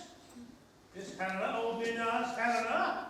That I wonder if they're being here together. Well, no doubt they rose early to observe the rite of men, and on hearing our intent, came here in grace of our solemnity. But speak, Egeus, is not this the day that Hermia should give answer of her choice? It is, my lord. But go, bid the huntsmen wake them with their horse.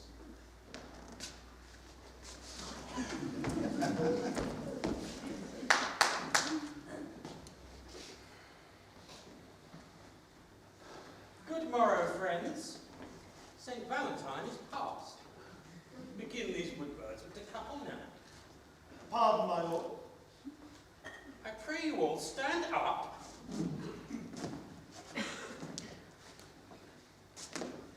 Now I know to our rival enemies. How comes this gentle concord in the world, that hates so far from jealousy, to sleep by hate and fear no enmity? My lord, I shall reply amazingly, half sleep, half waking, but as yet I cannot say how I came hither. But as I think me, for truly would I speak, and as I do bethink me, so it is. I came with Hermia hither. Our intent was to be gone from Athens, where we might... No, enough, my lord, you have enough. I beg the law upon his head. They would have stolen away, they would, Demetrius, thereby to have defeated you and me. You with your wife, and me of my consent. Of my consent that she should be your wife. My lord, fair Helen told me of their stealth, of this their purpose hither to this wood, and I in fury hither followed them. Fair Helen, you fancy following me? But my good lord, I wot not by what power, but by some power it is. My love to Hermia melted as the snow. It seems to me now as the remembrance of an idle gaunt which in my childhood I did dote upon, and all the faith, the virtue of my heart, the object and the pleasure of mine eye is only Helena. To her, my lord, my betrothed, ere I saw Hermia, but like a sickness did I loathe this food. But as in health come to my natural taste, now I do wish it, love it, long for it, and will forevermore be true to it. Fair lovers, you are fortunately met. Of this discourse we will hear more anon. Egeus, I will overbear your will. For in the temple, by and by with us, these couples shall eternally be knit. And since the morning is now something worn, our proposed hunting shall be set aside. Away with us to Athens, 3 and 3. We'll hold a feast in great solemnity. Come, Hippolyta. These things seem small and indistinguishable, like far-off mountains turned into clouds. Methinks I see these things through parted eye, when everything seems double. So methinks. And I have found Demetrius like a jewel, mine own, and not mine own. Are you sure that we are awake? It seems to me that yet we sleep, we dream. Do not you think the Duke was here and bid us follow him? Yea, and my father. And Hippolyta. And he did bid us follow to the temple. Well, there we are. Let's follow him, and by the way, let's recount our dream.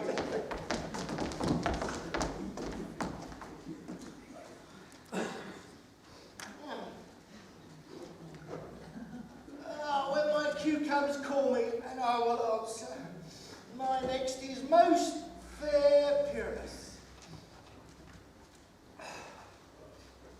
Hey-ho, Peter Quince. Flew the bellows mender. Snout the tinker. Starveling. God's my life. Stolen hence and left me asleep. I have had a most rare vision. I've had a dream, passed the withered man to say what dream it was. Man is but an ass if you go about to expound this dream. Methought I was. There is no man can tell what. Methought I was.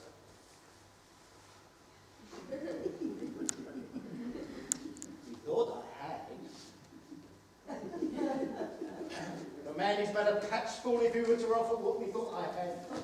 The eye of man hath not heard, the ear of man hath not seen. Man's hand is not able to touch, his heart, his tongue to conceive, or his heart to report what my dream was. I shall get Peter Quince to write a ballad of this dream, and it shall be called Bottom's Dream, sure, for it hath no bottom in it. And I shall sing it at the latter end of a play before the Duke. Ooh, peradventure to make it more gracious, I shall sing it at her death.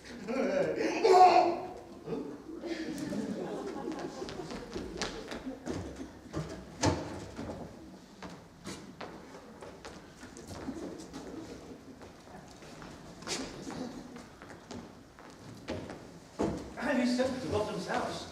Is he come home yet? He cannot be heard of. Out of doubt, he is transported. If he come not, then the play is barred, and goes not forward, doth it? It is not possible. You have not a man in all Athens able to discharge Pyramus but he. No, he is simply the best wit of any handicraft man in Athens. And the best person, too. And he is a very paramour for a sweet voice. You must say paragon. A paramour is, God bless us, a thing of note. Masters, the Duke is coming from the temple, and there's 2 or 3 lords or ladies more married. If our sport had gone forward, we'd be made men. Oh, sweet bully bottom. The city lost 6pence a day during his life. He could not have skated 6pence a day. And the Duke had not given him 6pence a day for playing Pyramus, I'll be hanged. And he would have deserved it. 6pence a day in Pyramus or nothing. Where are these lads?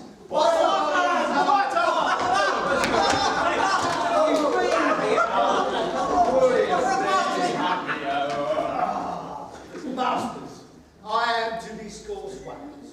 But ask me not what, for if I tell you, I'm not through a thing.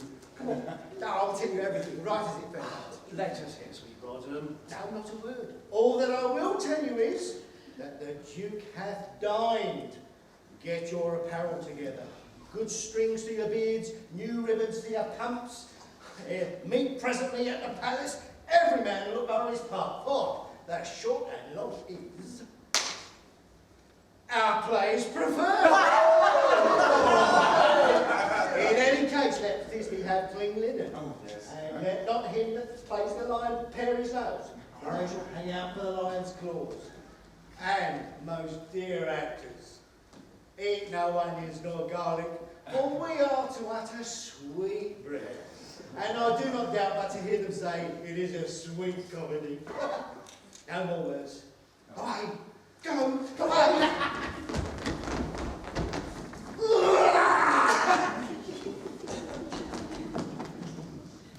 Tis strange, my Theseus, that these lovers speak of. More strange than true. I never may believe these antique fables, all these fairy tales. Lovers and madmen have such seething brains that apprehend more than cool reason ever comprehends. The lunatic, the lover, and the poet are of imagination all compact. One sees more devils than a vast hell can hold, is the madman. The lover, all is frantic, doth see Helen's beauty in the brow of Egypt. The poet doth glance from earth to heaven, heaven to earth, and bodies forth the shapes of things unknown. The poet's pen gives to airy nothing a local habitation and a name. Tricks that strong imagination that apprehends some joy, but comprehends some bringer of that joy. For in the night, imagining some fear, how often is a bush supposed a bear? But all the stories of the night told over, and all their minds transfigured so together, more witnesseth than fancy's images, and turns to something of great constancy, howsoever strange and admirable. Well, here come the lovers, full of joy. Joy, gentle friends. Joy, glad wishes to part, accompany your hearts. Oh, more than to us waiting your row walks, your board, your bed. Well, come, what masks, what dances are in hand to ease away this long age of 3 hours between our after supper and bedtime? Where is our usual manager of mirth? What masks? Is there no play to ease a torturing hour? Well, call Philostrate. Here, mighty Theseus. Well, say what abridgment have you for this evening? How are we to beguile the lazy time, if not with some delight? Here is a brief how many plays are right. Make choice of which your highness will see first. The battle with the centaurs to be sung by an Athenian eunuch to the harp. Oh, not that. But I'm told, my love, you glory of my kinsman Hercules. The riot of the tipsy bacchanals tearing the Thracian singer in their rage. Well, that is an old device, and it was played when I from Thebes came last the conqueror. The thrice 3 muses mourning for the death of learning, late deceased in beggary. That is some satire, keen and critical, not swording with a natural ceremony. A tedious brief scene of young Pyramus and his love Thisbe. Very tragical mirth. Merry and tragical, tedious and brief. Well, that is hot ice, a wondrous strange snow. How do you define the concord of this discourse? A play that is, my lord, some 10 words long, which is as brief as I have known a play. But by 10 words, my lord, it is too long, which makes it tedious.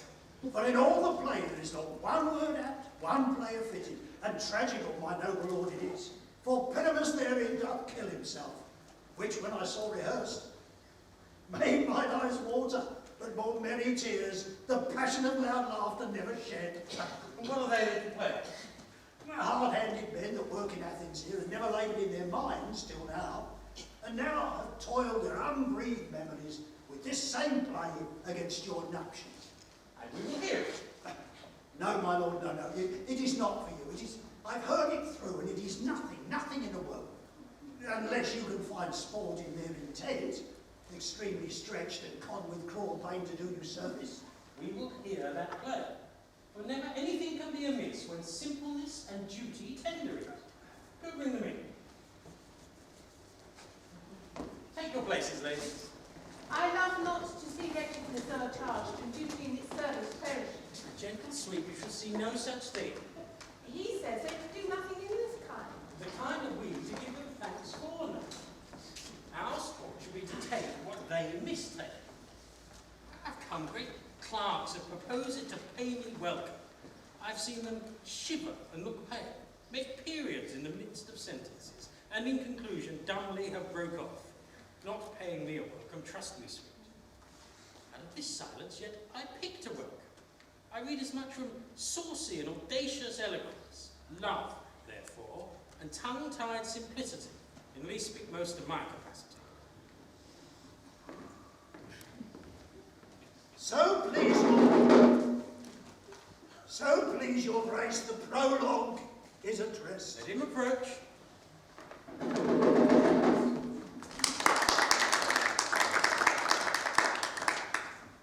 If we offend, it is with our goodwill that you think we come not to offend, but with goodwill. And to show our simple skill, that is the true beginning of our end. Consider then, we come but in despite. We do not count us minded to content you, our true intent is.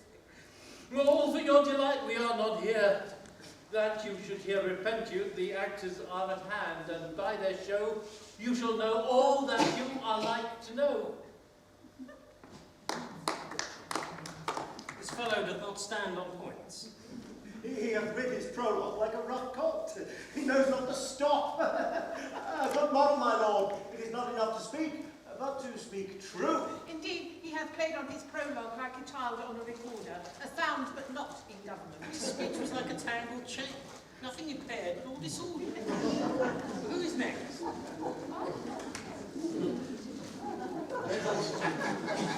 Perchance you wonder at this show, then wander on, till truth make all things plain. This man is Pyramus, if you would know. This beauteous lady, Thisbe is certain. This man with lime and rough cast does present all that vile wall which did the lovers sunder. And through wall's chink, poor souls, they are content to whisper, at which met no man wonder. This man, with lantern, dog, and bush of thorn, presented moonshine, for if you will know, by moonshine did the lovers think no scorn to meet at Linus' tomb. There to woo. This grisly beast, which Lion hight by name, the trusty Thisbe, coming first by night, did scare away, or rather did affright. Now she fled, her mantle she did fall. Whereat a lion with bloody mouth did stain. Whereat with bloody, bladeful blade, he bravely broached his bloody boiling breast. In his mulberry shade, his dragon grew and died. For all the rest, let lion, wall, moonshine, and lovers twain at large discourse, while here they do remain. Let the lion be to speak. No wonder, my lord. Me one lion made and many asses good. In this same interlude it doth befall that I, one Snout by name, present a wall, and such a wall as I would have you think, that had in it a cranny hole or chink through which the lovers, Pyramus and Thisbe, did whisper often, very secretly. This loam, this rough cast, and this stone doth show that I am that same wall. The truth is so. And this, the cranny is, right and sinister, through which the fearful lovers are to whisper. Did you desire lime and hair to speak better? It is the wittiest partition, my lord, that ever I heard this one. A pyramus draws near the wall silence. O Grimlook night, O night with hue so black, O night whichever art when day is not, O night, alack, alack, alack, I fear my Thisbe's promise is forgot. And thou, O wall, O sweet, O lovely wall that standest between her father's ground and mine, thou wall, O sweet, O lovely wall, show me thy cheek to look through with mine eye. Thanks, courteous wall, Jove shield thee well for this. But what see I? No Thisbe do I see. Oh, curse be thy stones for thus deceiving me. The wall, methinks, being sensible, should curse again. No, sir, truth he should not. Deceiving me is Thisbe's cue. She's to enter, and I am to spy through the wall. You shall see it, just so I told you. Yonder she comes. Oh, wall, full often hast thou heard my moans for parting my fair Pyramus and me. My cheery lips have often kissed thy stones with lime and hair lit up in thee. I see a voice. Now will I to the chink to spy, and I can hear my Thisbe's voice, my face. Thisbe! My love, thou art my love, I think. Think what thou wilt, I am thy lover's grace, and like Lysander am my trusty still. And I like Helen till the fates me kill. Not shuffle as to progress was so true. As shuffle as to progress I to you. Oh, kiss me through the hole of this vile wall. I kiss the wall's hole, not your lips at all. Wilt thou at Ninny's tomb meet me straightway? I dare, I come without delay. Oh. Thus have I wall my part discharged, son, and being done, thus wall. There is the mural down between two names. No remedy, my lord, when walls are so willful to hear without warning. This is the silliest stuff that ever I heard. They starboard shadows and the worst of the worst of imagination of men. It must be your imagination then and not theirs. If we imagine no worse of them than they of themselves, they may yet prove to be excellent men. Well, here come two noble beasts in, a man and a lion. You ladies, you whose gentle hearts do fear the smallest monstrous mouse that creeps on floor, may perchance both quake and tremble here when lion, rough in wildest rage doth roar. Roar.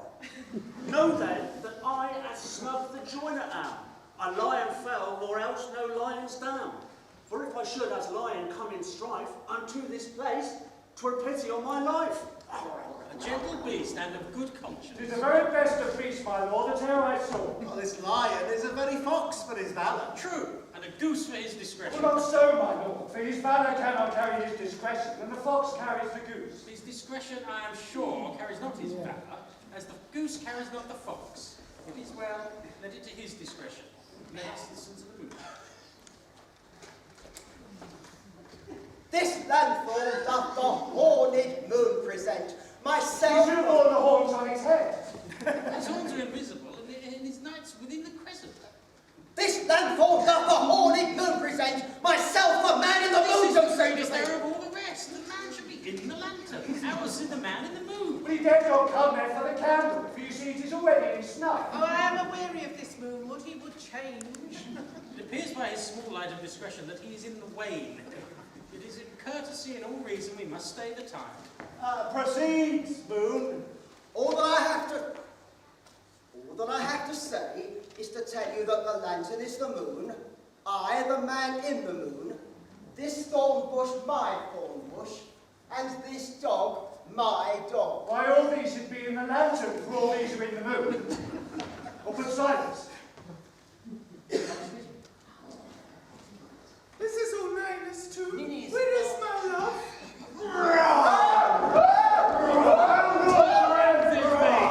Well shone, moon. Truly the moon shines with a good grace. They came pyramids. Oh, so the lion vanished.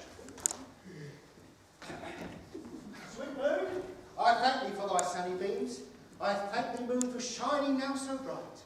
For by thy gracious golden glittering beams, I trust to take of truest Thisby's sight. But stay, no spite. But mark, poor knight, what dreadful dawn is here? Eyes, do you see? Oh, how can it be? Oh, dainty duck! Oh dear. Thy mantle good.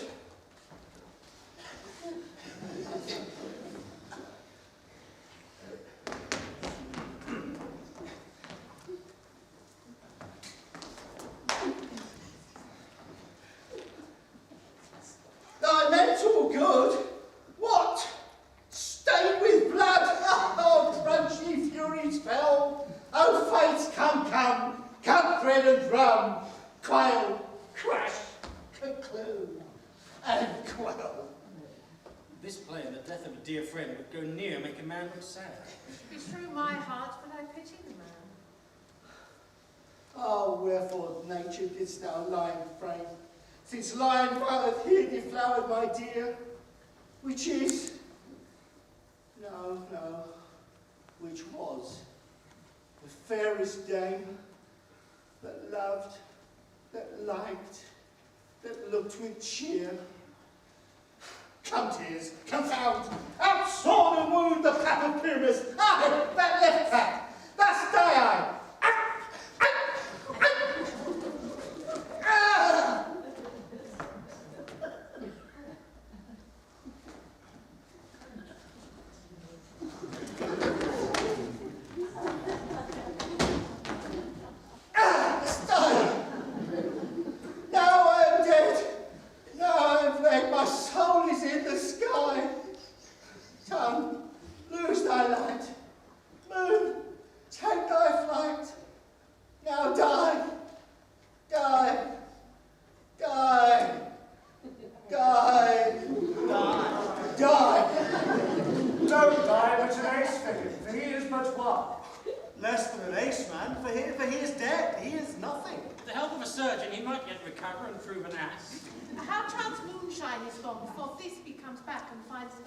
She will find him by starlight, and her passion ends the play. Oh, and methinks she should not use the wrong one for such a Pyramus. I hope she will be brief. Well, modes will turn the balance. Which Pyramus, which Thisbe is the best? He for a man, God void us, or she for a woman, God bless us. She has spied him already with those sweet eyes. Thus she means, be delivered. Asleep, my love, or dead, my dove? O Pyramus, arise, speak, speak. Quite dumb, dead, dead. Oh, a tomb must cover thy sweet eyes, these lily lips, this cherry nose, these yellow cowslip cheeks are gone, are gone. Lovers make moan, his eyes were as green as leeks. Oh, sisters three, come, come, come to me, with hands as pale as milk, lay them in gorse, and sure with shears as thread of silk. Come, not a word. Come, trusty sword. Come, blade my breast and brew. Then farewell, friends, as Thisbe ends. Adieu, adieu, adieu. Moonshine and light, I left to bury the dead. Aye, and wall too. No, I assure you, sir, the wall is down at Party there, dear fathers. Will it please you to see the epilogue, or to hear a burgomaster between two of us? No epilogue, I pray you. For your play needs no excuse. Never excuse. For when all that played it are dead, they need not be blamed. Marry, if him that writ it hanged himself in Thisbe's garter, it would have been a very fine tragedy. And so it is truly and most notably discharged. The iron tongue of midnight hath told 12. Lovers, to bed. 'Tis almost fairy time. I fear we shall not sleep the coming morn, as we this night have overwatched this palpable, gross play and well beguiled the gate of night. Sweet friends, to bed. A fortnight hold we this solemnity, with nightly revels and new jollity. But come, your burgomaster, let your epilogue alone.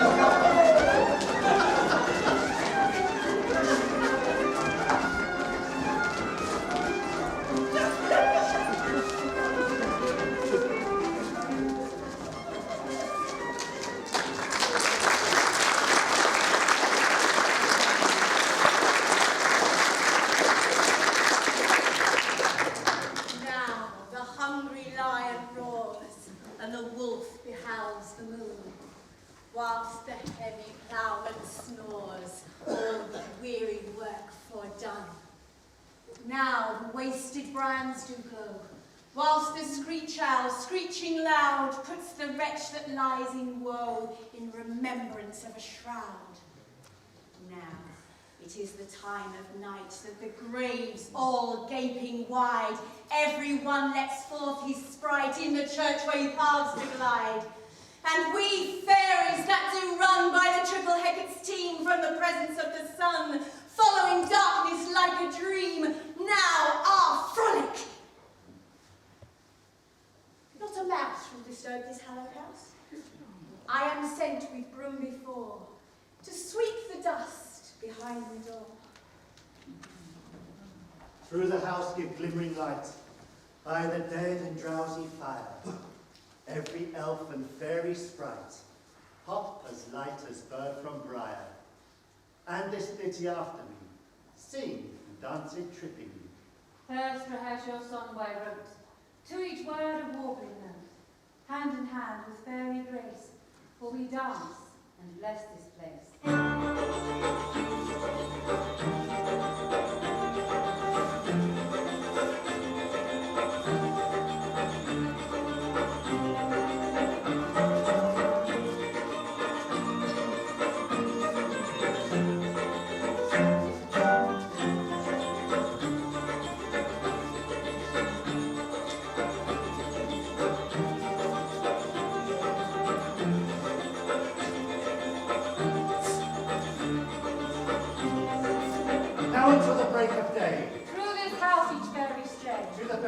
Bed will we, which by us shall blessed be, and the issue there create, ever shall be fortunate, so shall all the couples free, ever true and loving be, and the blots of nature's hand shall not in their issue stand, never mould, herrick, nor scar, nor mark prodigious such as are, deserved in nativity, shall upon their children be. With this field you consecrate, every fairy take his gate, and each several chamber bless, through this palace with sweet peace, and the owner of it blessed ever shall in safety rest. Trip away, make no stay. Meet me all by break of day. If we shadows have offended, think but this, and all is mended, that you have but slumbered here while these visions did appear. And this weak and idle thing, no more yielding but a dream. Gentles, do not reprehend. If you pardon, we shall mend. And, as I am an honest puck, if we have unearned luck now to escape the serpent's tongue, we shall make amends ere long. Else the puck a liar call. So good night unto you all. Give your hands with you friends, and Robin shall restore the men.